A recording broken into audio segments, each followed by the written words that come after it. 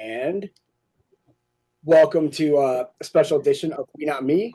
Conan, Paul, of course, Jack the Tab Man Lander, and featured guest is David Weiss. How's it going, Dave? Going well, guys. Thanks for having me. This is going to be a fun conversation. David Weiss. How's it going, Dave? Going well, guys. Thanks for having me. This is going to be what?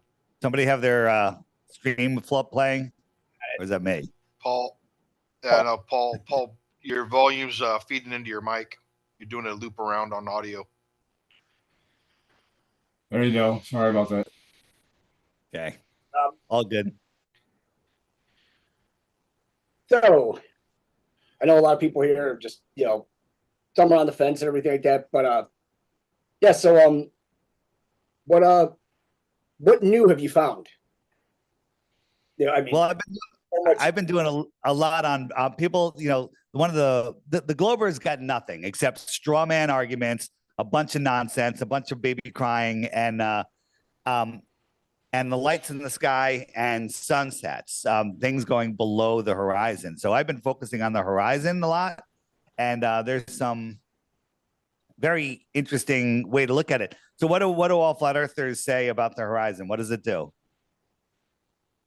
Curves. It rises to your eye level. Oh, yeah. Right? Yeah. So I have a different saying now. I'm changing it. The horizon appears to be at your eye level, but actually it's thousands of feet above your eye level. Interesting, right? So what are we looking at here? We're looking at a building, looking straight up, and we got the sun. Let's say it's noon, and then the sun starts moving across the sky. And maybe it's 1 o'clock, and the sun is where? Is the sun below the building, or is it beyond the building? It's beyond. It's beyond the building. Now, if you wanted to see the sun, you can go up high or go backwards to get a better angle looking at it, right? If you went backwards a mile, that building would be lower, and you'd be able to see the sun. So you'd have to change your vantage point. Yeah. Well, yeah, you change your vantage point. So the sun just goes beyond the building. So just remember that. Remember that. So here we go. I want to go. Here we go. Let me just change this. So this is a perspective grid. We all know how the floor ramps up, the sky goes down, the sides come in, and we see to the point that we're looking at. That's the vanishing point. So to put this guy here, this is his eye level. This is where he sees his horizontal eye zone, right? His horror eye zone. And I throw this mountain in here. What can we say about this mountain? Is that top of that mountain at his eye level, or is it above it? Well, it's above. These are all easy questions, no trick questions. It's very easy. Okay, so this is several thousand feet above his eye level. Right? So we got the sun up here, and the sun is just going to move away. And just like the building, is it below the mountain, or is it just beyond it? Beyond it. Beyond it. So he could go up, or he could go backwards. Let's make him go backwards 25 miles, right? 25 miles, that's what it's going to look like.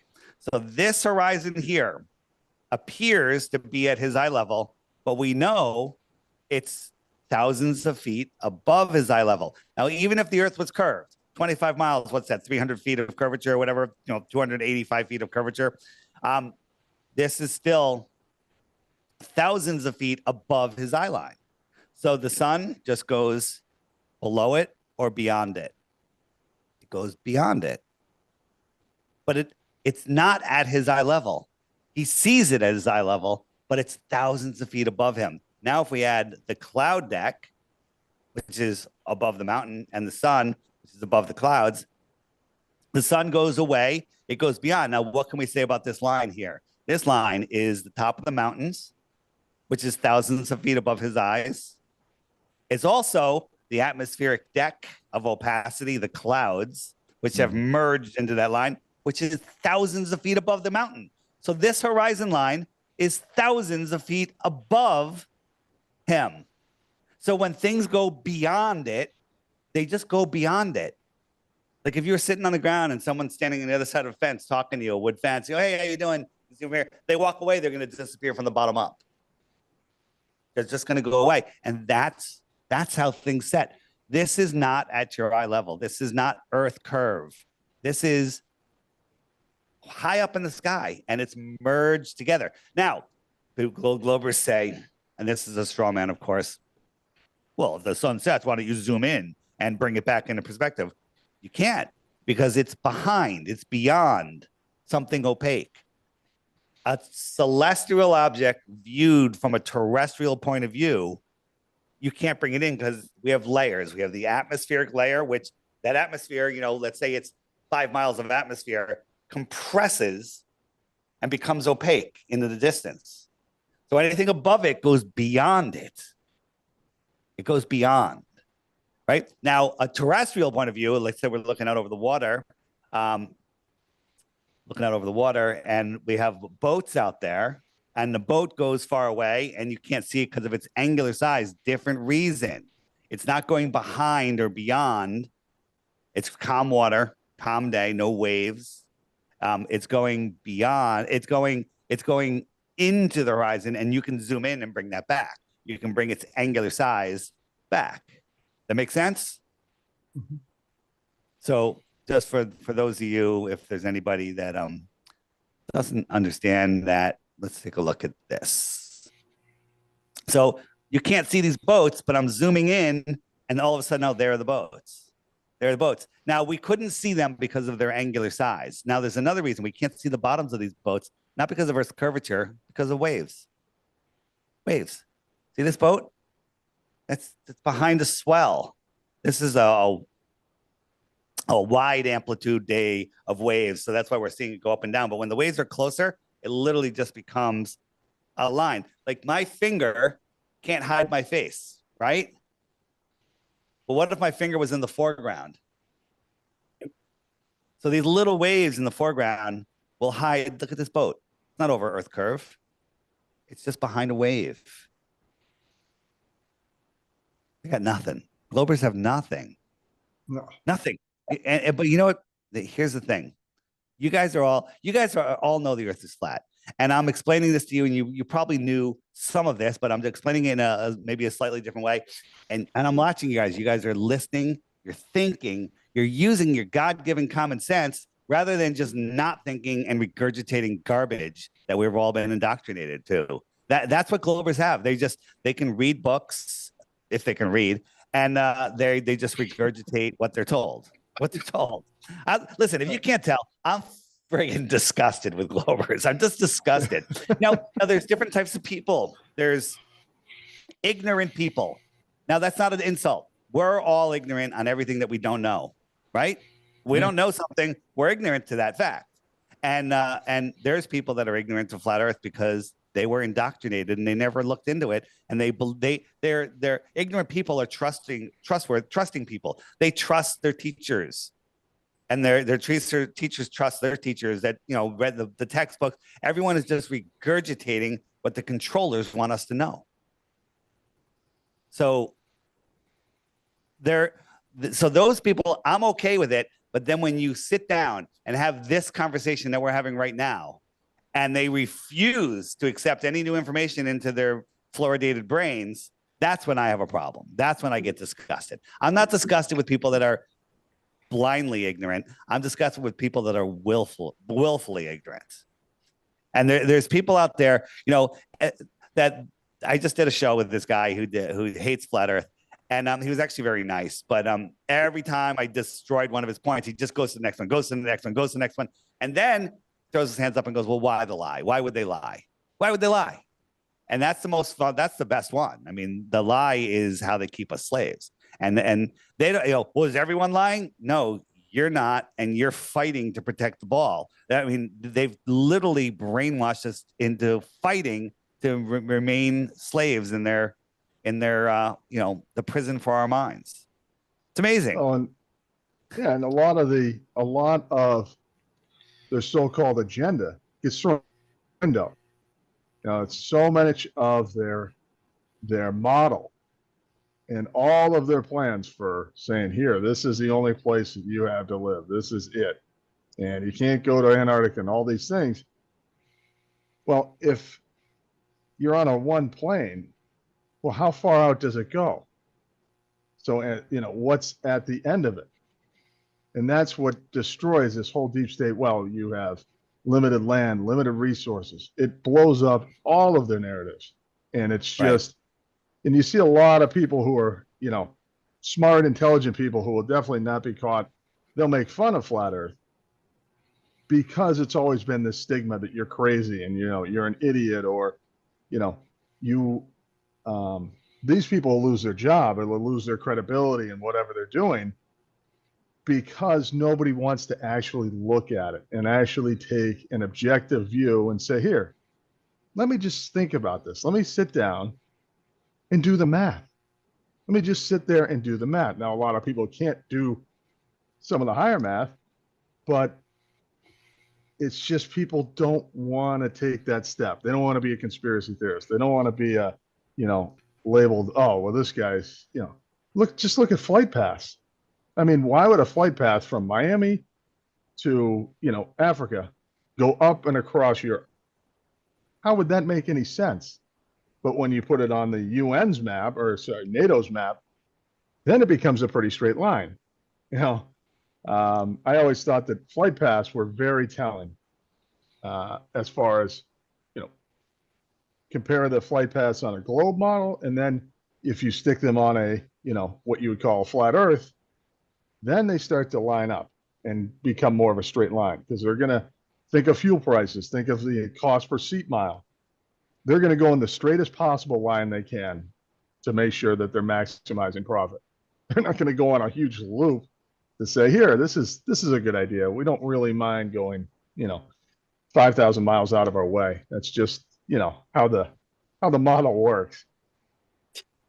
Yeah, I totally agree. The flight routes, think about this. On a globe, the top half of the globe is the north. And if you take any combination of any two airports in the north, no plane would ever go below the equator to get from one northern airport to another northern airport. Does that make sense, right? That makes sense logically. Yeah. You know, most people are like, well, I don't know. Think about it for a second. On a call, you know, would you ever go below the equator to get to another northern location? The answer is no. And guess what? No flights do. No flights in the north go to the south to get to the north. But for some reason in the south, all these planes go to the north for some crazy reason, right? Yeah. Here, you know, how come this plane doesn't go right across here? Yeah. They go all the way up here. That's crossing the equator twice. What the heck is going on there? It's just incredible. Here's an emergency landing from Dallas to Beijing and went like 1,000 miles out of the way to Calgary, and they got there in like 15 minutes. How do you go 1,000 miles in 15 minutes, right? But if you look at it, Calgary's right on that line, right there. Before you get there, it's amazing. Well, like you're talking about, it would be the same as you split the, you know, take the United States and, you know, split it north and south in half. It'd be like going from Texas to Illinois to Florida. Yeah. Nobody would do that. You know, when you break it down like that, then people say, oh yeah, I've never seen that before. Yeah, because they don't do it. Right. I mean, India to Amsterdam to Argentina. Well, why don't they just cut right across here? Right, boom, right across, bam. And if you look at it on a flat Earth map, yeah, look at that. Look at that. Amazing. It's almost a straight line. Yeah. It's just amazing. It's so amazing. Those are the things that you really can wake people up with, just to really want to just say, hey, forget all this. Just look at flight paths. Look at the straight line. Does it start to make a little more sense now? Yeah. Southern flights are some of the best. So, well, wouldn't they have to, if you're flying from Seattle to LA, wouldn't you have to take off heading towards Florida in order to get there on a pursuit angle fast, you know, because there's no way you're spinning, right? Here's my, would you need a pursuit angle like the wrong side corner heading after the opposite side wide receiver to get across the field? That's a heck of a pursuit angle. Is that because of the spin of the Earth you're talking about? I would guess so. Yeah. Wouldn't you have to take off totally How out of about the this? wrong direction? You're on the North Pole. Now, if the Earth is spinning 1,000 miles an hour at the equator, how fast are you spinning, not angular speed, tangential speed at the North Pole? And the answer is not at all. You're just pirouetting. You're just turning around. If you're a mile from the North Pole, you're going to go 6.28 miles in 24 hours. If you're on the equator, you're going to go 24,901 miles. So that is moving considerably faster, right? So you got an airplane on the North Pole, you take off, and you want to land in Ecuador on a north-south runway that's moving sideways at 1,000 miles an hour. How do you get that sideways tangential speed? How do you get it? Good luck. Yeah. So, A lot of yaw. A lot of yaw. yeah. So here's my north and south, right? And any plane going from here to here to whatever, they would never go below. In the south, all those planes, they do go all over. They go all over the world. Here's one from Rio to Sydney, stops in Los Angeles. Wait a minute. What's wrong with this? Why does it go up there? Right? This meme alone destroys the globe. It's over. It's over, people. You want to argue more? What's wrong with you? Right? This is I love this. South Africa to Australia, and these are the 3 different flight routes. So to Durban, to Dubai, Hong Kong, or Malaysia. Right? You look at that on a flat Earth, pretty reasonable. Crazy.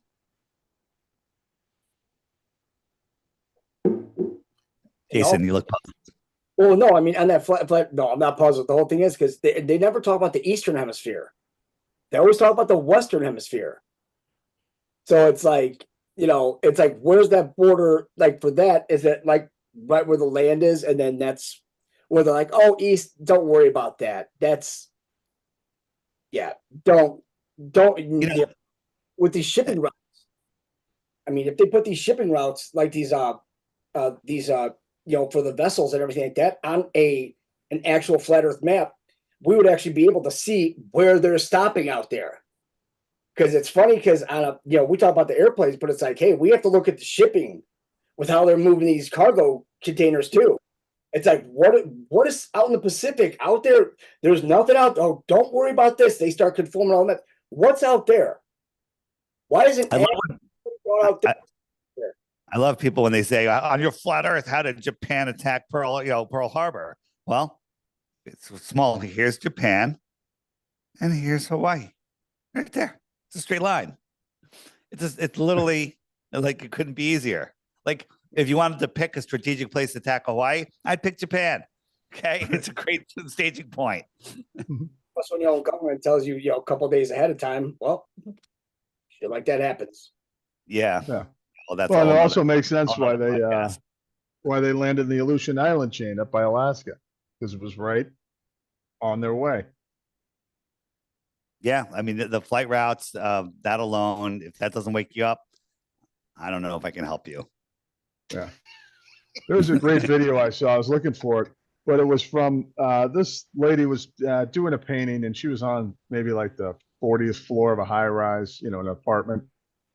And it showed, because she's so high up, a time lapse of just her painting. And the sun just got smaller and smaller, but it didn't go down. It just was going away. And that's what you could really see, was the sun's not going down, it's going away. But you could see it over the time lapse, and being so high above, it was a great video to show.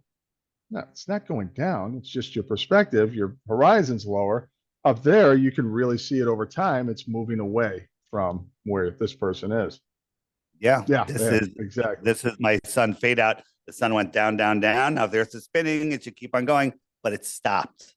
It literally stopped. My friends at the beach over here, they saw the sun set 10 minutes ago from the bottom up. I'm still looking at it from my drone. And it's not going beyond, because it was a super clear day, super clear, dry and cold. And so it got to the point where it just couldn't push through the atmosphere anymore, and it went away and took its light with it. Mhm. Here's something new. Let's talk about this. The sunset times worldwide. So you guys are all in the Northern Hemisphere, right? You're all in America. When does the light linger after sunset the longest? Right before dusk. What time of year is it longer after sunset? Oh, winter. No, Usually. come on. In the summer. in the summer, in July, June and July, here in Connecticut, the sun will set and it'll be light for 90 minutes to 2 hours. It'll be light, before it gets pitch black. So in the winter in Connecticut, when the sun sets, it's dark in 15 minutes, 20 minutes. It's really dark. So everywhere you are on Earth, the land conditions, your latitude, your altitude, determine your length of day. But comparing your sunset time to blackness, that should get shorter and shorter towards your winter and longer towards your summer. That's what we experience here in the north. So Connecticut's at, I think, 32 degrees north, I think. So 32 degrees north in June has 90 minutes of light after sunset. So 32 degrees south in December, the opposite, on a globe should have the same amount of time between sunset and darkness. With me? Yep. But it doesn't. The ball requires it to have symmetry. But what we found out is everywhere on Earth for the last 6 months, their sunset times have been getting shorter. Time from sunset to darkness, right? Your personal time for your place has been getting shorter and shorter for people in Australia, people in Connecticut, people in Alaska. And now that it's after December 21st, it's getting longer for everybody. If you go out tomorrow night and, all right, sunset, and set your timer and wait until it's dark and get the time, and then do it every week, let's say, or a couple of days, you'll notice that it's getting longer and longer. That's impossible on a globe. That only works on a flat Earth. Why does it work on a flat Earth? Because the sun, when it's out here going around the Tropic of Cancer, it goes faster.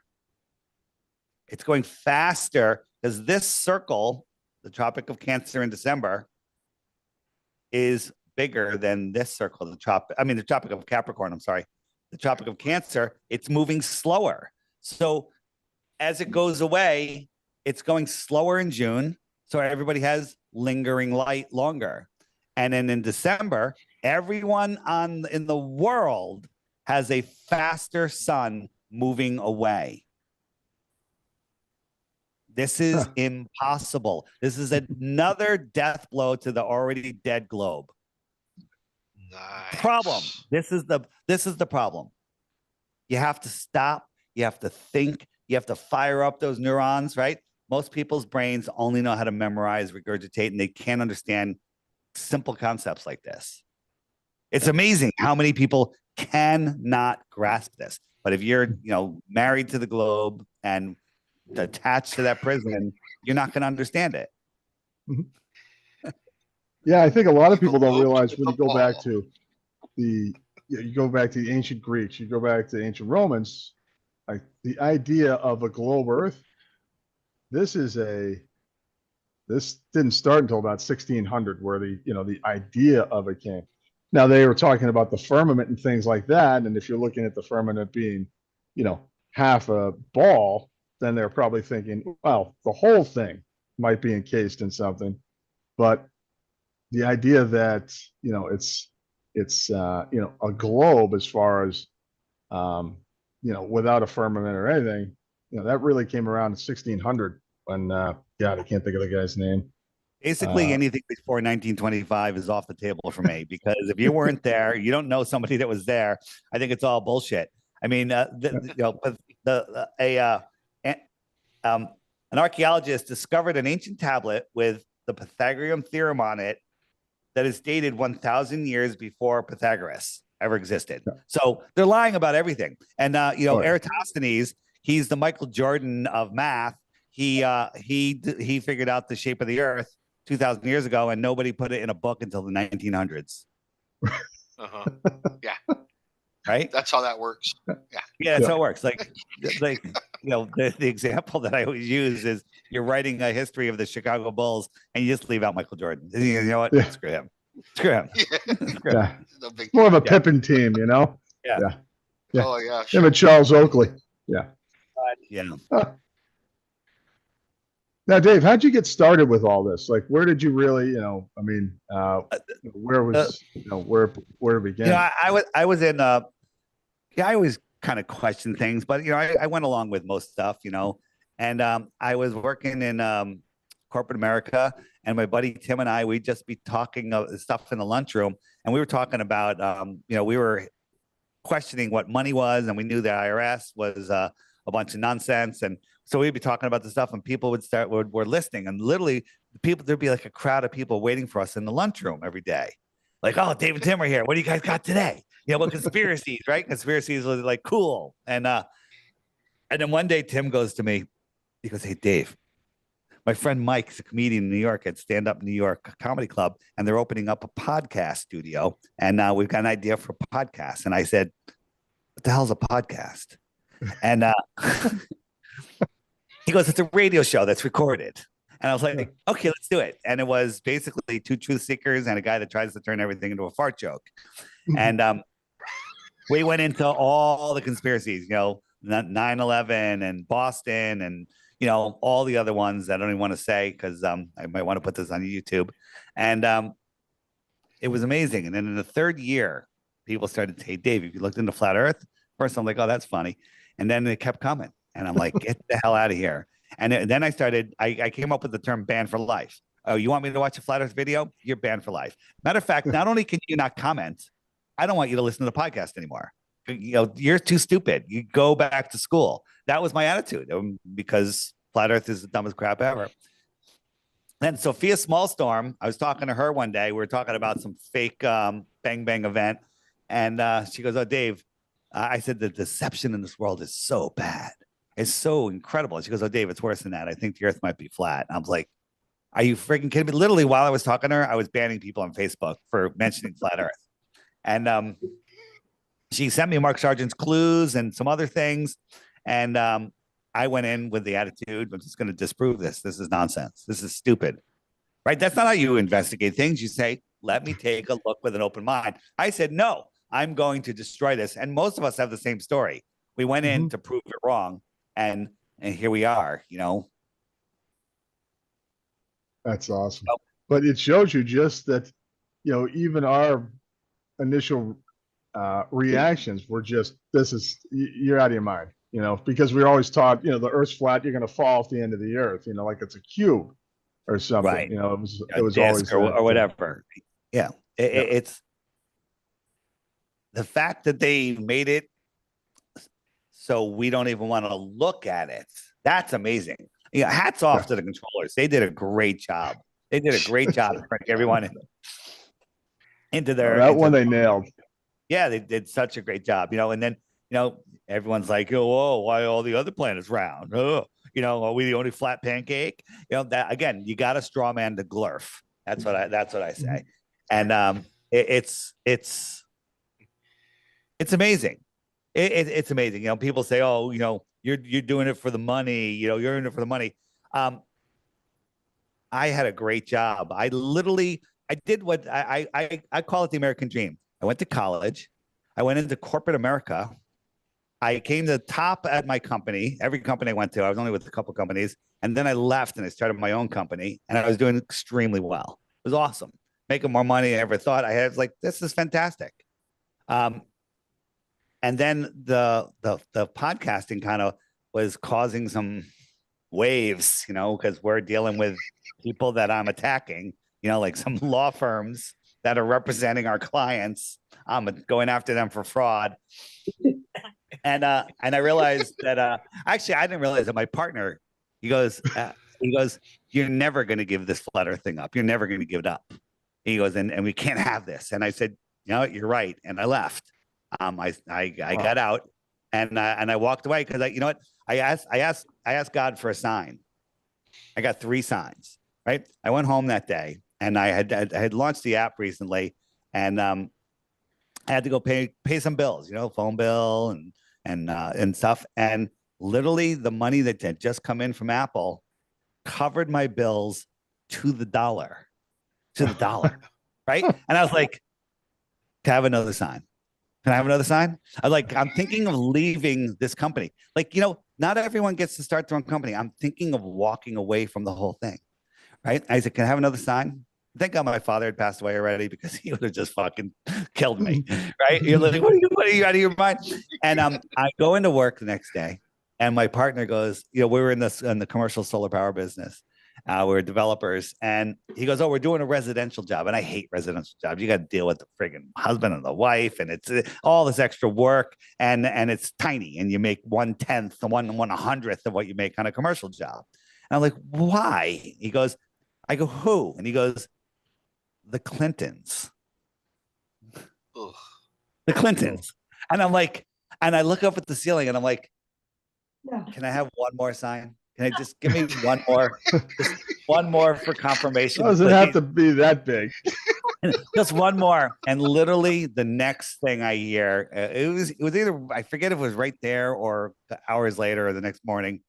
He goes, oh, we have a lot of large commercial buildings where we have solar systems and we have easements to get out. We have control of their roof. He goes, all the buildings we have easements on, we're partnering up with a 5G company and we're putting 5G antennas on all those buildings.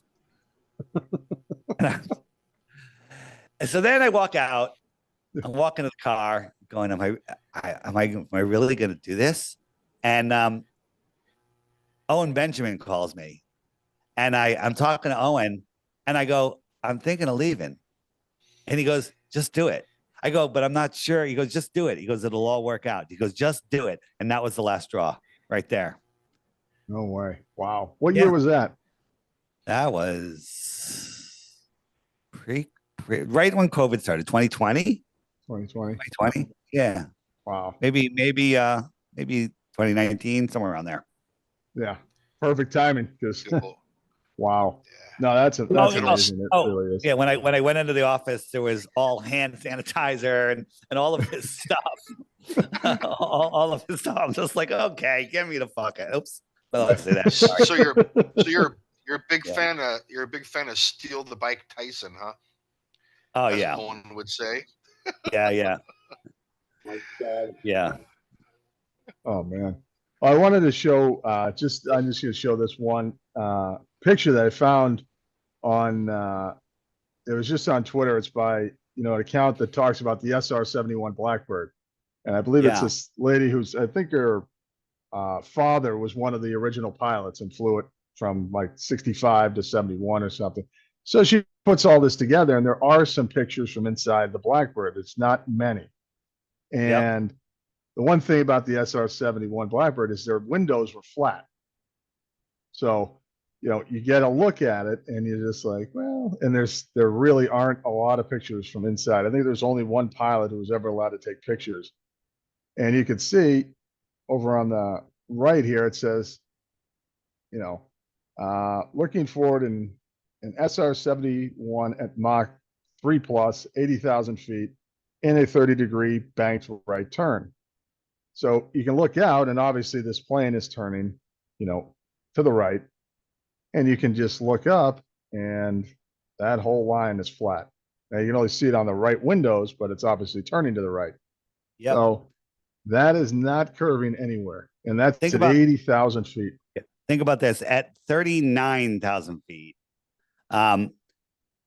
your globe horizon is 242 miles away. Okay. If you're standing on the ground and you want to see a building that's 242 miles away, that building needs to be another 39,000 feet high because there's 39,000 feet of drop.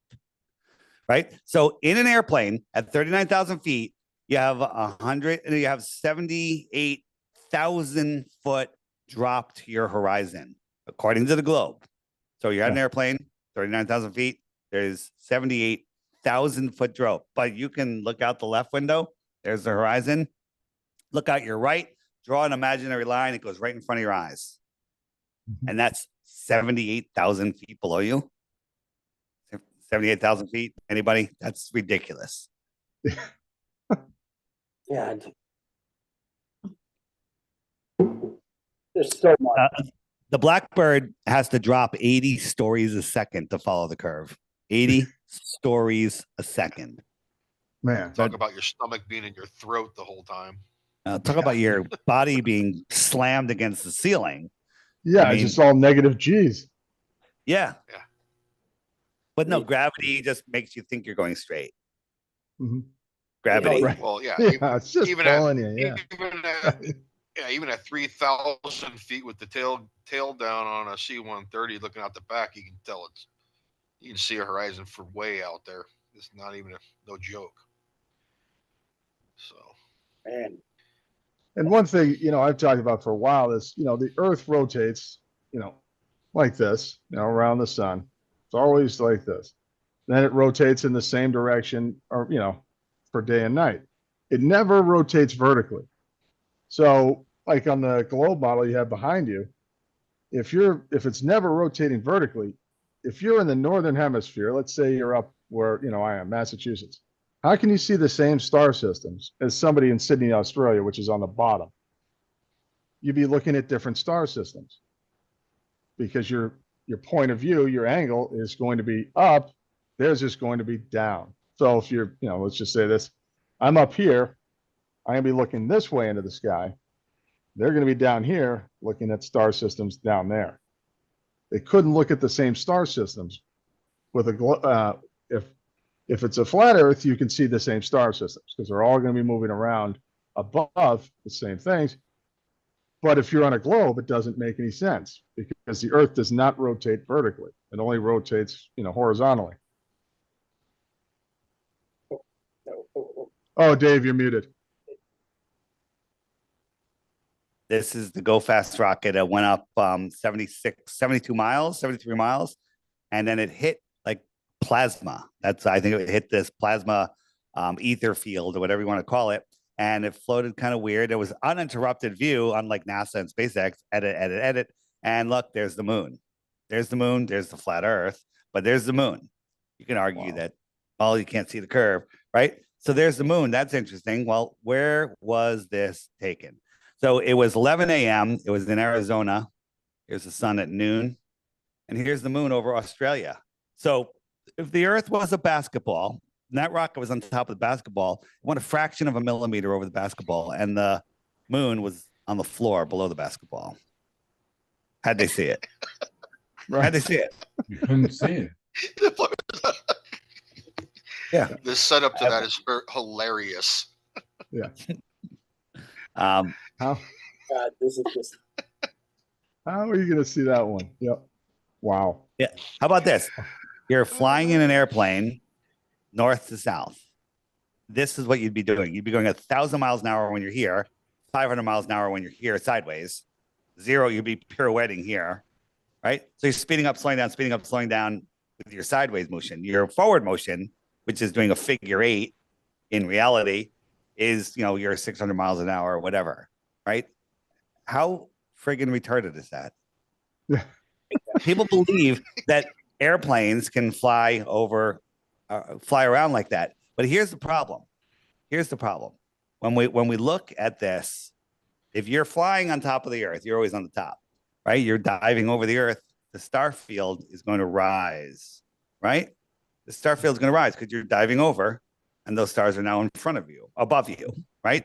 Those stars there become above you. This is what you would see on a ball. Let's look at it in reality. In reality, here's a plane going from I think it was Beirut to Brazil, going 4,000 miles over the globe, and none of the stars are rising. This is a super fast time lapse. None of them are rising. This is what Google Earth says you should see. Right? This is what common sense tells you. This is what is required to see. You can't say refraction. You can't say anything, right? Now, the globers say, well, you're going with the spin of the Earth and it's negating it. Well, then how come on the way back, the stars don't go twice as fast, right? If you're driving next to a car that's going the same speed, all right, you're negating its apparent motion, but go the other way, right? And that they filmed it in both directions, and there's no rising at all. Yeah, it's incredible. I had I think it was I forget what airline. A bunch of major pilots that are flat earthers have been giving me information.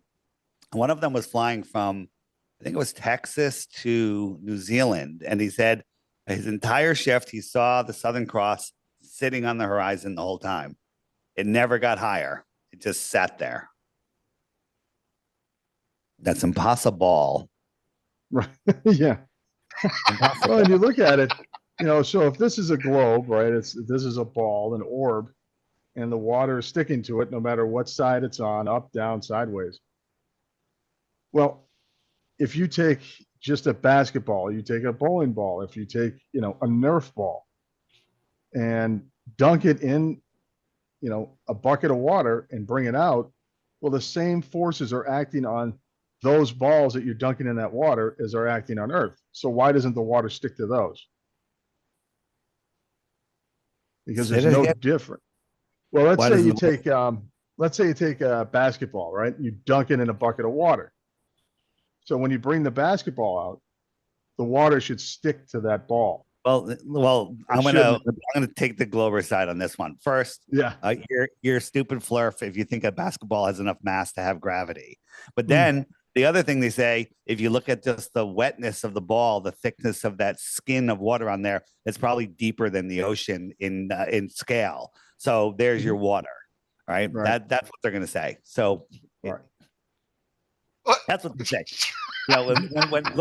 When they pour water on a ball and say it doesn't stick, I'm on the Glober side on that one. Yeah, it doesn't stick. You have to pour water on a ball the size of the globe to make it stick. Right, but it's still the same gravity. The same forces are working on it. Yeah, but you have to have gravity inside your ball to make the one inside the basketball, but we don't have that. It falls off because the gravity of the Earth is pulling it off. It's a bad example. And a lot of people use it. I'm not using it. Yeah. No offense. It's okay. Oh, no, hey, that's fine. Hey, you gotta learn things every day. Yeah.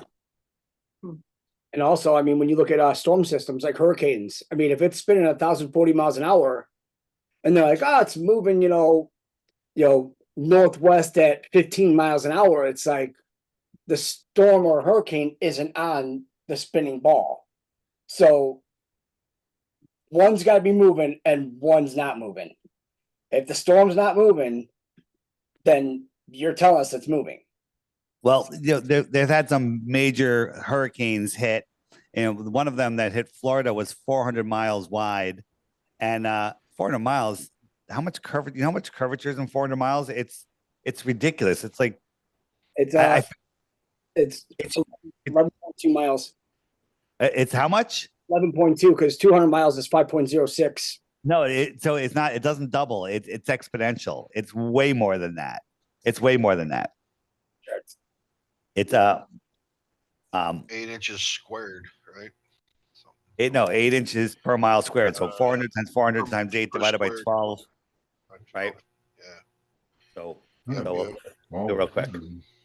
So we go 400 times 400 times 8 divided by 12 equals 10,666 feet. 10,000. So 2 miles. Is that right? 20 miles. Yeah. Yes. So the curvature, but here's so we see that. So that doesn't make any sense to me. But here's everyone's talking about the greatest picture from NASA. This hurricane, this one is 400 miles wide. So I'm measuring the hurricane, 400 miles wide. 400 miles wide. Let's take the same size ball and put it on a picture that NASA shows. Look, the United States is just over 400 miles wide. Okay. Let's look at another. Let's look at another picture. Wait a minute. Here's another picture of the United States. Let me just make it so you can see it. It's like 300 miles wide now. Right. Drive that in the afternoon. Yeah. Whenever they show you a curve, put it on a ball, continue that curve around and look at it and see how much that hurricane has taken up a quarter of the world. And it's only 400 miles wide. Stupid, right? They call us cult members. You know, Dave Weiss, you're a cult leader. You're dangerous. You're dangerous. This is what they want us to think a cult leader looks like. You want to see what a cult leader really looks like? This is a cult leader right here. Yeah, This is what a cult leader really looks like. Yeah. God. 100%. Yeah, it's crazy. And they're always on the run. You know, Neil deGrasse Tyson just put out a video talking about, with his co-host guy. It's like, oh, Neil, you're awesome. Everything you say is amazing. He's like, these rockets, the engines, the fuel. He's like 98% of that fuel is not to get it up away from Earth. It's to get it downrange. 98, it was like almost all the fuel. And the guy's like, really? He's like, yes, we got to get it downrange to get it faster, right? Because we show the rocket pass, they're all crashing into the Bermuda Triangle. Right. Well, in every arc from every rocket or missile, it's always going up, but it's always on an arc. It's never going. I mean, if you're going to go up to space, you go up. You don't go. We're going to just go, to the right. And downrange. I was quite amused about Tyson's explanation of how this extra point kicker was assisted by the spin of the Earth by some fractions of an inch. He did a calculation. What's that calculation, Neil? Show us the calculation. Yeah, right. Okay.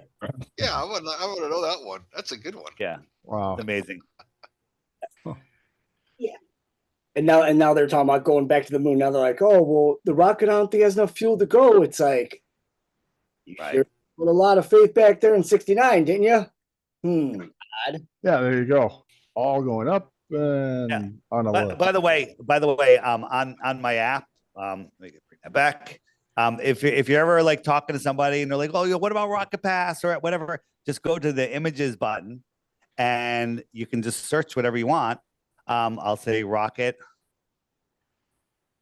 Pass.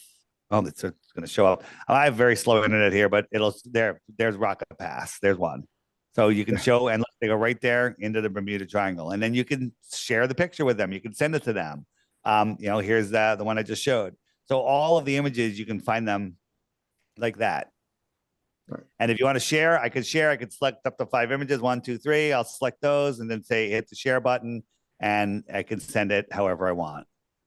And Dave, what's the name of your app so people can? It's called the Flat Earth Sun, Moon, and Zodiac Clock app. But just go to flatearthdave.com and click the banner there. It's the best way because there's already a knockoff one that some disgusting globe trolls made. That's horrible, but they took the same name. So if you accidentally buy it, make sure you leave them a proper review. But the app is it's going kind of crazy. Did I show the map before? I think I did.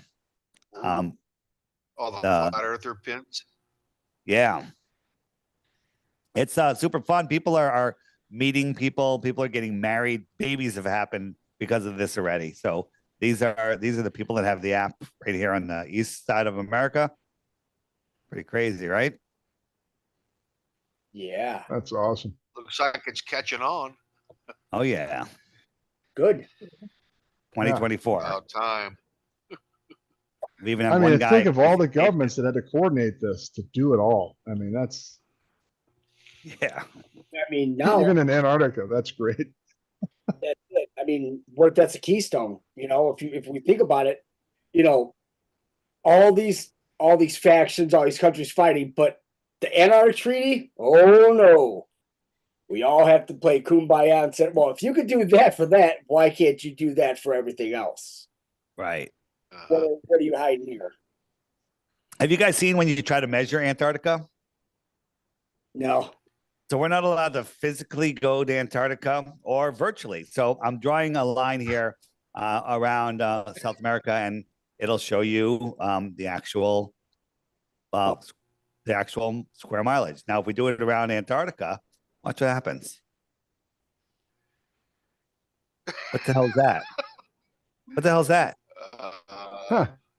And now watch. We'll go up to the north, and we'll try it up there. Let's see. So what else want I do here? So I'll do the North Pole, and for some crazy reason, it does the same thing. What are they hiding? Yeah. No pictures, can't measure it, can't go there. Right? And I'll measure Greenland, and it works perfectly, no problem. Is it because their flat digitized map was wrapped around a sphere ball digitally? Right, and it can't explain what's at the pole. Right, yeah. It doesn't make any sense. And then you guys seen this video of allegedly the North Pole, and it's like this vortex, but what's this right here? It looks like the top of a mountain. They call it the Rupus Nigra, or the Black Rock, right? The Black Rock. Who owns the world? Black Rock, right? It's pretty crazy. And they even said it's 33 miles in diameter. Oh, really? Did not know that. And we dug into that. I'm like, you've got to be kidding me. And then you look at the whole Rupus Nigra, and you go back to these other maps. And like that one, I mean, Admiral Byrd bullshitting. I mean, something happened. He flew into inner Earth, and that's why everybody's like looking up for heaven. It's like, what if it's below us? I mean, all those maps, they show the globe, and it's like, oh, here's the core. It's like, like 1,000,000 degrees, right? And then they start going out, but we've only drilled 8 miles down. So when they show you that map, it's like a plan view of a three-dimensional realm. So it's like, are they right by showing that in science books? Yeah. But then when they put out the globe, they totally, blow their wad. It's like every ring, inside every ring are the continents. And then on the outer ring, like that Nazcan funded map, it's like, that's the big one. I mean, when we found that map, oh my God, we have the tapestry across the whole wall. Yeah. You want to be able to. It's amazing. Now, here's the thing. Are we making any solid claims? Is that real? We don't know. It's a definite possibility. But if you want to believe in outer space and aliens coming from other planets to a scientifically impossible space vacuum at ridiculous, impossible distances that you have to fold space and time and warp, nonsense, versus other ponds across the plane inside an enclosed system, that is physically possible. So, if you want to talk about aliens, I want to talk about this. This makes sense. Right, I've been trying to get Richard Dolan to have this conversation. The guy's waiting for disclosure, but disclosure is 1,000,000 years away in his world. I say disclosure is already here. I think that extraterrestrials come here, have lunch, and go back home to see their kids for dinner. Okay, I mean, it's that close. It's ridiculous. Here's an old encyclopedia somebody found, and if we look in it, this a little bit. Copyright 1954, 1955. And what does it say? It says in this area right here, it says they went around, it says the trip took 22 days. They went around all around Antarctica, 22 days, right? So from here to here is 2,000 miles. Is that what it says? 2,000 miles. Yeah, 2,000 miles. All right. So here are all of the bases that we allegedly have. I think we do have them. Works perfectly on a flat Earth. They're all on the shoreline in different areas around Antarctica. Now, are these all connected? Is the ice wall go all the way around? I don't know. Maybe there's big openings. I don't know. But they flew it. They went this way. They said they stopped 4 times. Stop 1, stop 2, stop 3, stop 4. Took 22 days. That makes a lot of sense to me. The expedition made extensive flights covering all of the Antarctic coasts, right? Let's go a little farther. So this is what it looks like, right? They started here, and then we come out, and they went over. This was their second location right there, that pin. And then they went over to what's called Little America over here. And then they went over to the South Pole, allegedly, just a spot inland. And then they went back. What does that look like? What does that look like? It looks like this, right? These are the 4 spots. Whoops, let me go back here. That's all they did. And that's supposedly going all the way, you know, that on the globe, it makes absolutely no sense. They went literally here. Okay. This is Antarctica.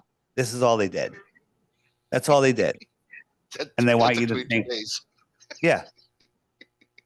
This is huge, by the way. That's a huge area. It's crazy, right? So if this is Antarctica, they've literally cut it out, right? Cut it out, wrapped it around a globe, and said, "This is where you live. This is the prison for your mind." Right? Mm-hmm. You're not allowed to go to this white area. No, can't go there. There's pristine ice and penguins. You can't go there, and that's how they've imprisoned us. It's very simple. Very crazy, right? No, it is. And, you know, the Antarctic Treaty, we can't agree with other countries just on what side of the road to drive on, but we can all agree on this. Doesn't matter what wars we're going into. We can agree on 2 things. What are the 2 things that all of the countries in the world agree upon? You can't go to Antarctica and the North Pole. That's one. Mm-hmm. And everybody needs to get this thing stuck in their arm. Yep. They all agree on that. No problem. Yeah. Just kill us off. Yep. That's unreal. Man. I mean, even think about the globe now. It's like it actually hurts your brain. It does. It gets me mad sometimes. Sometimes I get so fired up. I'm like, I just want to wring your neck. Like, come on, people. Because, you know, the globe is their system, their lie, right? Their world that we are voluntarily putting ourselves on. So we're putting ourselves in their globe prison. And if we're playing on their game board with their monopoly money, we have to abide by their rules. That's it. He who creates it owns it. So when you're playing by their rules, you know, they've got control over you. Unplug from the matrix, we all have, and we're making our own rules. And I don't think that they can touch us. I think that they need us to agree. Once we unplug, they no longer control us. It's literally the matrix. When you unplug from the matrix, they've lost you. Mm-hmm. Yeah, absolutely. I remember reading years ago, I mean, I don't know, 10, 15 years ago. And I was looking at, because I flew to Hong Kong. So, you kind of go over, near the North Pole. You're not going directly over, you're kind of going to the side of it. So I looked up, all these flights are flying, not directly over the North Pole, but they're flying, adjacent to it. But there's no flights. And I was like, oh, aren't flights flying over the South Pole? Because it makes sense if you're going from, let's say, New Zealand to South America, make more sense to fly over the South Pole. And I looked this up and I'm like, there's been only one recorded flight that ever flew over the South Pole. And it was, I think, in 1960 by NASA. I'm like, one? That's it? One? I'm like, something's wrong here. By NASA. Yeah. By the liars at NASA. Yeah, just one and by NASA. And I was like, you got to be kidding me. I mean, it just doesn't make any physical sense from, why wouldn't militaries be using that, at least, if they would have By the people at NASA, that when they get fresh fruit, they play with it. You can see this lemon. Look at the lemon. For those of you that haven't seen this, I've been showing this a lot lately, but I'm going to show it again. God. It's augmented reality. Look at it. Oh, it's not real. It's not real. Now, if this lemon isn't real, you know what else isn't real? Everything NASA does. Everything. Mm-hmm. Look. Fingering go through the it's just all CGI, isn't it? It's all CGI. It's augmented reality, and they screwed up. got the layering screwed up. Look at that hand too. It looks like a claw. I mean, the I hand. was just thinking that. I'm like, wow, that's a lot of fingers there. Yeah. That's some distance. I mean, we can spend hours just going over all the nonsense on NASA, but honestly, that's a break in the chain. Chain's broken. It's over. Mm-hmm. The other thing is, why are we even talking about space when it's scientifically impossible? So therefore, anything that allegedly comes from space is disqualified. Right. Especially moon rocks. Yeah. Yeah. Man, that was woo. And your decode, your breakdown of Boston, I won't get into names, but that was incredible because that's where You I watch grew that? up. Oh, it was phenomenal because I saw all of it, and obviously I grew up just outside of Boston, so I'm sitting there, and I'm just watching it, and nothing made sense, and I'm watching you, and I don't know who you broke that down with. I'm like, PK from yeah, Australia. okay. Yeah, that was great. He put all that together. I just helped him organize it, and it's Boston is unbelievable. You know how during the Boston Marathon, you know that they made an announcement that they're having a bombing drill at the finish line. You know that? They announced it. You could hear it in the crowd. There's recordings of them. They're doing a bombing drill, right? Just like everything else on all those other big events, New York, Connecticut, the Beachy School, they were doing drills for the exact same thing. Now, people say that's revelation of the method. I used to say that they have to tell us, but now I'm going to say it differently. They need to tell us because we are all prophets of the creator and our thoughts create our reality. So they're trying to control our thoughts to get us to think these things into existence. And then the demons, whatever they are, they're like, hey, your prophets are thinking it, therefore we can pull it off. And that's how they get away with this stuff. So, think of well, the London bombings, the subway bombings, they said, oh, we're doing a drill in the subways. And then that day, at the exact same locations, every place is doing a drill. On 9/11, there was over a dozen simulations of planes being hijacked and crashed into buildings on that morning. And nobody gives a crap. Nobody gives a crap. It's amazing how dumbed down this world is. That they admitted last year, that the CIA killed Kennedy. Where's the revolution? Where's the revolution? Where is the call for the shutting down of the CIA and the imprisonment of everybody that works there? Where is it? Nothing. No, everyone's so fluoridated and venated that they're lost in space. Hey, Dave, Yeah, I have a. Oh, sorry. Oh no, go ahead. I have a question for you. Have you ever considered on trying to calculate like rivers, like the Mississippi River starts off at 1,400 above sea level, Lake Itasca, Minnesota, right? But it's over 2,300 miles long. That doesn't equate on a ball to me. On their how fast that thing would be flowing fast. Yeah, the amount of curve. I mean, the argument that the Globers give you is it doesn't matter. It's elevation above sea level. So at the beginning of the river, if it's, I don't know what it is, if it's 1,000 feet. It's 1,400. Yeah, it's 1,400 feet at the beginning point of the Mississippi. Yeah, and so at the mouth, it's at sea level. So 1,400 feet over that amount of distance, you only calculate the drop in altitude to sea level. You don't calculate the curve because gravity's curved, man. Everything is pulled. So curved is level. Just remember that. Curved is level. But sea level's level. Sea level's level. Yeah. Well. Okay. It warps my brain. I just didn't know if you've ever worked that one out or had to deal with that one. I did, but curious. But the argument against it is just so stupid. It's ridiculous. The Suez Canal was built with a straight datum line, right? 100 miles. It should be over a mile, 6,600 feet of curvature, more. And there's nothing. And the bridge out to Key West, the bridges that go out to Key West aren't all that much inclined, declined, and they're pretty flat. Yeah. Mm-hmm. Yeah, I mean, how does the Nile River flow? How do rivers flow up towards the equator? How does it flow that way? Right. strange. So the higher up you are, the farther you can see. So the farther you can see, the lower the horizon should be, right? Because it's dropping away. Wherever you are, the higher you are, the farther you can see, the farther you can see, the lower the horizon. Now, here is a drone on the ground. We mark the horizon here. Move this. And as the drone goes up, the horizon should drop. But as the drone goes up, you're going to see something very interesting. Give it a second here. Let me just jump forward.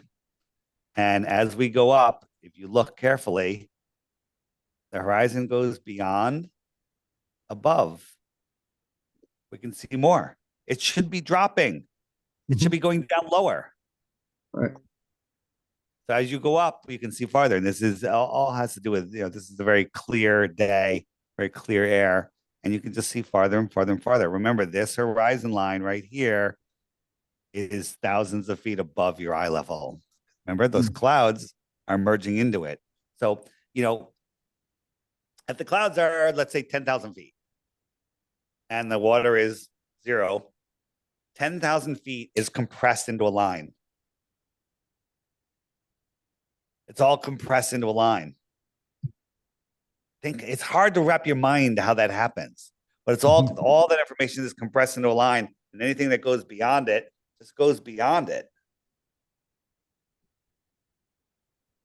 Crazy. Yeah, it's amazing. It's like sea level is the same no matter what country you're in. It's just sea level. Yeah. That never changes. Level. Sea level in Hong Kong is the same as sea level in Boston. It never changes. Yeah. Have you guys seen this? This is a spacewalk. I'm seeing pretty flat Earth here, but is this CGI? Look at this strap. Look what's going on here. Look at the strap. Oh, It goes behind. Watch. Oops. Where's it going? Wow. It's a portal. Yeah. It disappears in a vacuum. It just, well, it's going through multiple layers. And then when this guy comes out, his feet, his feet go through. Watch his feet carefully. Look, they're getting cut off. Right. And people just don't notice these things. Right. And then this is one other thing. This was wasn't on an official NASA channel, but somebody was showing ISS footage. What's this line? This straight line went over 5,000 miles. Look, the clouds are spiked. What is going on here? Right? And 5,000 miles? Photoshop. Where's the curvature? Photoshopping. Yeah. What is this? What the heck is going on here? Crazy. Oh my. Yeah. And how would they explain this away? Oh, it's a video feed problem, or it's always that. Yeah. Cosmic Not the ray. fact that they're using a green screen and oops, it kind of. It's an oil pipeline that's disturbing your view. That's what it is. That's why we got to quit using oil, because those oil pipelines disturb all these photos. Man, no, that's amazing. The work you've done, Dave. It's just incredible. It's with the and help made of it entertaining and so many different aspects. How could it not be entertaining? It's hysterical. It's so stupid. Love it. Yeah. Love it. It's the ultimate goal. I mean, because there's nothing that they can actually show. They just show NASA stuff. It's like, well, in the NASA documents we have, it says it's a flat, non-rotating Earth. So who's Right. It's not like a Yeah. ton of them. So Well, it's just like all the old military documents. They always say that they go by the flat Earth concept. Yeah. Right. Field artillery manuals, everything. Yeah, here are all the astronauts floating in space, but you know, when you're like leaning at an angle, your head always tries to go upright to gravity. Why are all their heads tilted? Why when there's in space, your head should be perfectly in line with your spine in space. Right. How would you even know which way is up? And your head is trying to go up? Makes no sense. It makes no sense. How about this one? Oh. Ready? Whoops, what do we got here? Turn that one off. Hold on a second. And transition. Okay. So this is, let me move that, size that a little bit. So this is Christmas. Christmas 1999 with gravity on. Look at their hats. And then this is Christmas 2023 Yeah. with their hats up because there's no gravity, right? Dave, you can go back to that last picture, right? Wouldn't It's his fun. beard be going up as well? Well, no, it's very wiry. His Yeah, beard yeah. is very- Yeah, it's made out of yeah. It's Oh very my coarse. It's a very coarse. The other thing is in space, you know, think about women in the military, a jet fighter pilot woman. They let her have long hair. They think they buzz that crap right off, right? Mhm. Long hair in space. I mean, know what that would lead to? Vomiting, because you'd be inhaling the hair and the hair in my throat, and then somebody vomits, and then it's going to cause a complete and total barfarama because everyone's going to be inhaling vomit because it's all going to be floating everywhere, right? You want to see a funny video? Go to my channel or go on the app and search. I have to go to the bathroom, right? I have to go to the bathroom. Okay, and I need my vacuum. yeah, and it's not on there for some reason. But you find it on my DITRH channel, and it's the funniest thing ever. It's literally a walkthrough of the ISS bathroom. It's so funny. It's so funny. Oh. The guys talk about you have to the toilet is this little square, right? Little square. And you open it up, and you have to put a line of bag in it, and put the line just like a garbage can. He goes, then you poop in the bag in zero gravity. I'd like to see somebody use this toilet with gravity helping them. Okay. And so hopefully you have a nice solid poop and not a liquidy, watery one that maybe because your bile in your stomach is floating all over the place. I don't know if anybody would ever have a regular crap. Yeah. And then they have a stick. It's literally like a hockey stick that you push it down. Okay. It's a poop pusher stick. And then you pull the thing off and pull the string on the bag, and then you push it down, and when there's a whole bunch of poops in there, and then they drop it out into space. It's so crazy. And then they're like, think about how do you clean this, right? Imagine, you know, and up there they're having pizza night, they're having taco night, right? Well, how do you digest in space with all your stomach acids floating all over the place? So I'm guessing eventually, maybe every day, someone's going to have explosive diarrhea, right? Mm-hmm. It's over. That's the disaster. Everyone on the space station dies. Someone has explosive diarrhea. It's over. Everyone's dead. Mm-hmm. There's no way out. Okay. I'll think of all the electrical shorts and all that and everything. And Good. But when you think of it, how does everything move through your body? It moves from north to south because gravity or whatever is pushing it down, keeps going down, and that's how it gets out. If you're in zero gravity, it's just going to sit there in the middle. It's not going to be able to move through your body. I want to show you one thing. A hell of a lot of Pepto-Bismol and Tums. Oh man! Dave, if you have a video you want us to bring up, we can bring it up for you, or you can share the screen. You can do anything you want. You want me to pull up that video? Oh, you can. Yep. Oh yeah. Hey, I'm loving this, Dave. Oh my gosh. Let me just say. See, I have to go to the bathroom. We're gonna be passed out shit sticks. Don't forget your poop pusher. It's just so bad. It's so bad. And my channel DITRH, a lot of short videos for those you know, if you're looking for stuff to send your friends or you're new to this. Just they're good stuff. A lot of people wake up from this. So I'm still looking. Oh wait, I'm getting close. Oh, I have to go to the bathroom. Wow, I made a lot of videos. Fucking poop stick. Poop stick. Oh my god, the poop stick is. And then like, how do you clean the poop stick? Right? Was that did they get the idea from like shuffleboard or something? I mean, how do you actually keep a poop in a bag though? It would float out.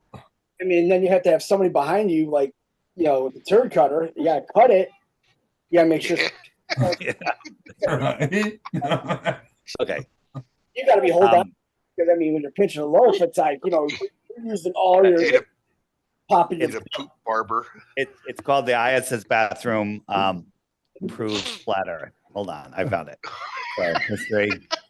And can I play? I can play with sound, right? Yeah. So I have to pause, and now I go to the screen, and then I'll say like share audio.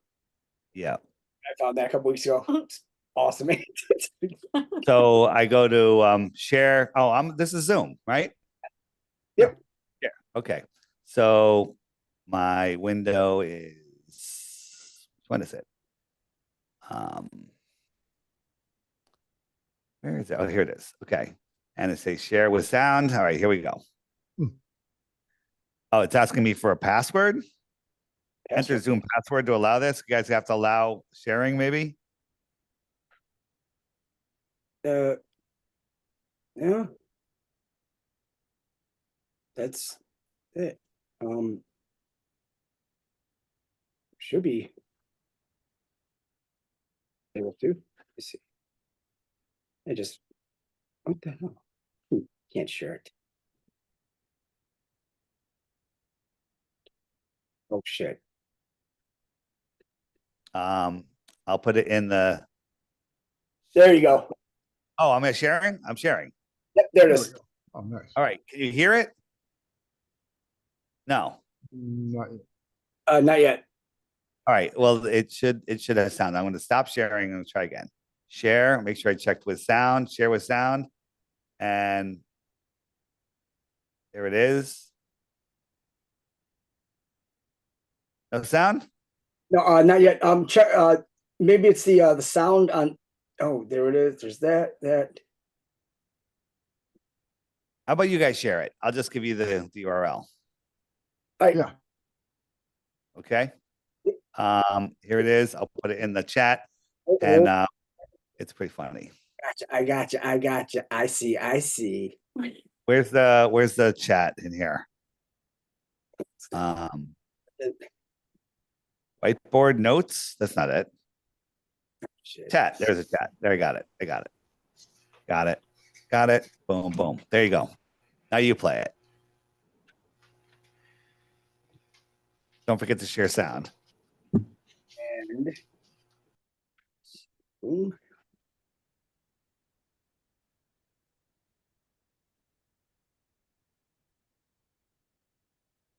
Okay.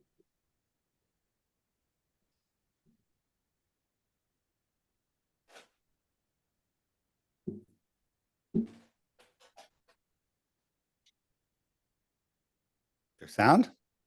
No sound yet. Oh, maybe there's no sound at the beginning. Maybe I had it right. By far, the most common question There it we is. get asked as astronauts is how do you go to the bathroom in space? So, let's take a peek at the process. This compartment is called the WHC, a NASA acronym for Waste and Hygiene Compartment, I think. We just know it as WHC.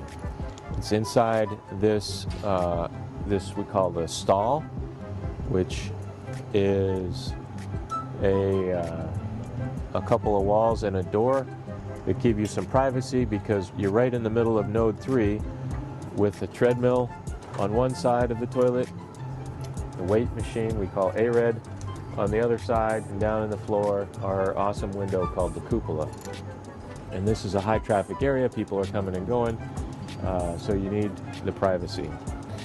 First of all, the desire to go, the need to go is very similar as on Earth, where you just know you have to go. It doesn't feel any different because the fluid might be floating in your bladder or something. No, that's it. It's just the exact same sensation. You know you got to go. Either one, number 1 or number 2. So you've decided that. You float into the WHC.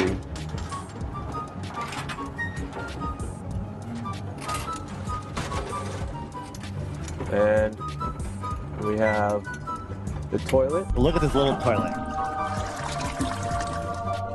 which consists of a seat and a metal bucket that we call a keteo. And meanwhile, everyone in the space station uses this toilet. He's going to put his hands all over it. Container of something. And but it holds about, depending on how many people are here, it holds about maybe 30 deposits. And we'll talk about that in a second. The urine goes into this hose right here. And this valve is what activates the whole system. Okay, these are the two primary control panels for the WHC. When the system is ready for use, it's a V. This means it's going to the UPA. So we say, check that it's V to P. All right, now we're on the inside of the hygiene compartment. Close the door so that you have your privacy. You take the funnel. This knob right here activates the whole system. It's very, very convenient because it's just one valve operates it all. But in the event that you forget how the system operates, or you're brand new here and you just want to double check, forget there's a paper on the NASA wall. fashion, we have a checklist. This is called procedure 2.301, the WHC nominal operations cue card. It's got several blocks for operations. So there's two different ways where the pee can go. It can just go into a bucket, which is called a YETAVE, and essentially you're just peeing until that bucket's filled up, and then you have to swap out the bucket. Or you can configure WHC to UPA, a urine processor assembly, and that way the urine is going directly into the system, and that's where we normally keep it. It's most convenient for the crew members because you're not constantly changing out a tank. So there's a couple blocks to tell you how to make those changes, and some detailed steps if you need to know how exactly to do it, and in case things go wrong with the hardware, not yourself. There's if you notice the number of cuts, this is like multiple zero-G flights. All the different light combinations and the failure modes, but the bottom line is, if there's a red light, we talk to the ground, and together we figure out the path forward. Okay, back to normal Somebody said operation. if you're new here. Time to go. Yeah. You take the valve, and you turn it on. You hear the fan noise. Imagine getting your ween stuck in there. Check for airflow. I'll show you that there is, in fact, airflow.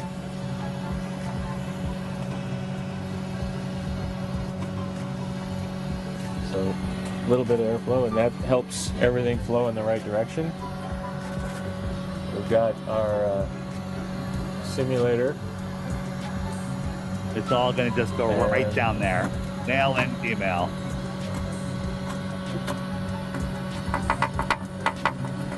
That's where your business goes.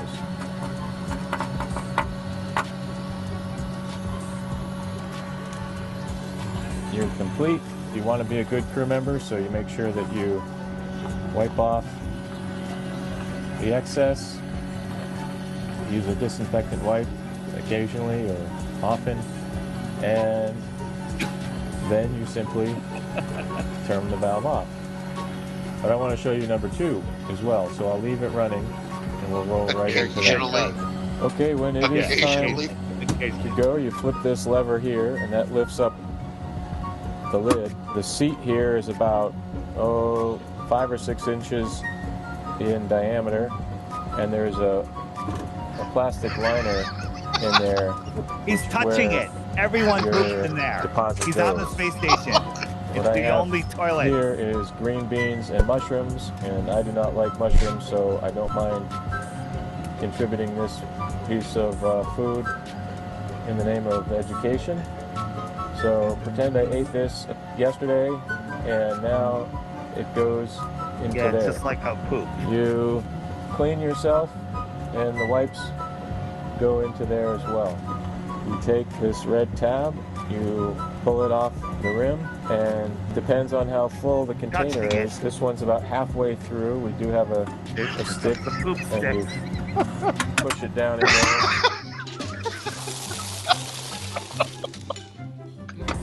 With all its other friends, and then it's time to put a new bag on. To put a new bag on, separate, you pull that It's like a hair scrunchie. So now you got to Get lean it over all this thing so it has max and put on a capacity new there, bag. and ready to go.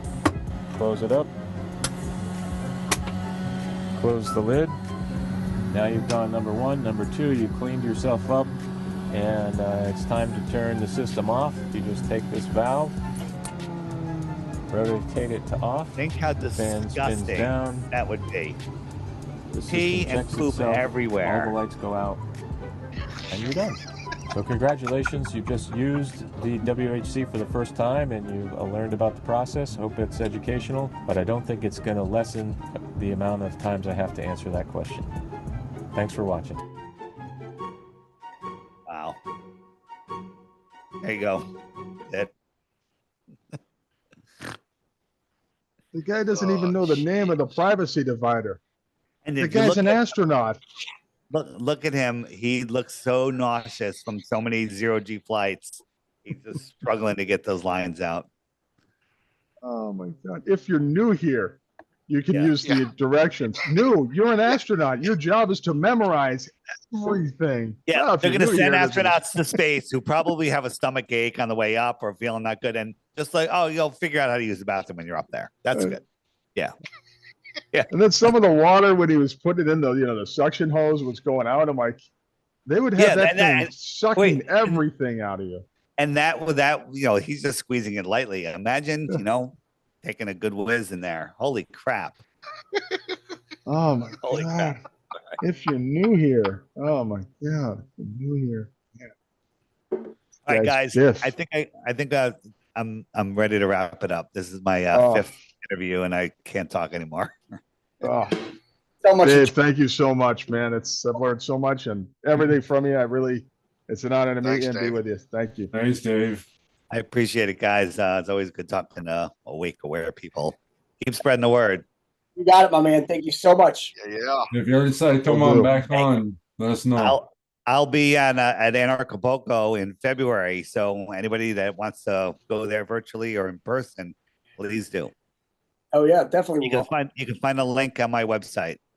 Yep, and we'll post everything on the links in this Yeah. and on Rumble. So definitely, thank you so much, Dave. Thank and you. we love you. You. See you guys. Thanks. Dave. Thanks, Dave. Dave, thank you very much.